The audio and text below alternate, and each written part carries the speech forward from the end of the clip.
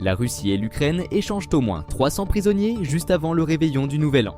Cet échange a en partie été facilité par les Émirats arabes unis. Le président ukrainien Volodymyr Zelensky a annoncé sur Telegram que 189 Ukrainiens étaient rentrés chez eux. Parmi ceux qui sont revenus, on compte des soldats, des gardes-frontières et de civils. Beaucoup ont été capturés depuis les premiers jours de l'invasion russe de février 2022.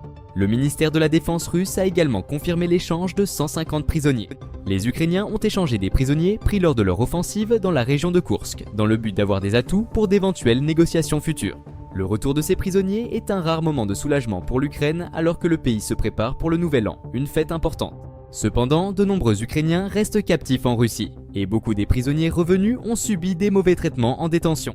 Par ailleurs, les États-Unis ont annoncé une nouvelle aide militaire et financière de près de 6 milliards de dollars pour l'Ukraine, une décision soutenue par le président Biden avant un possible retour de Donald Trump à la Maison-Blanche, ce qui crée de l'incertitude en Ukraine quant à la suite de la stratégie américaine.